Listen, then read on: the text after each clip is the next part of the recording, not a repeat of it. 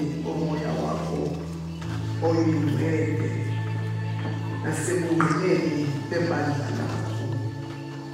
Siyalibonga igama lakho elingcwele. Ebumnyameni ubulukhanyisele uthi, ebunzimeni nasezilingweni ube liliwa lamandla.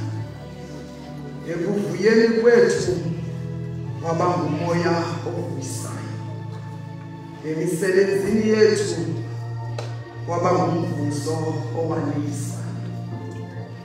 Akutshoni ilanga njena, siyalibonga igama lakho elingcwele. Asindululeni lenkonzo yasemva kwemini njena, inkonzo emfutshane, inkonzo ezawuthatha imizuzu emihlanu kuphela.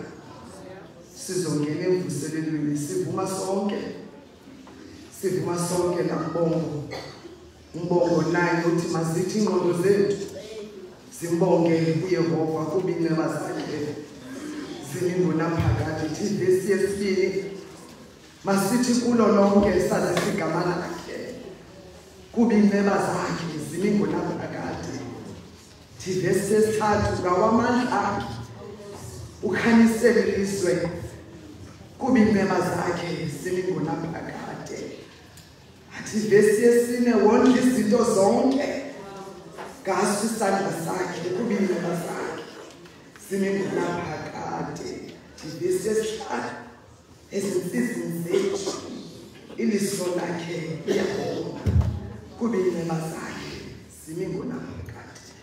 Ithe sevesi yokugqibela, kubo bonke abathixo akakho onjengaye kuba ineba zakhe ziningunaphakade.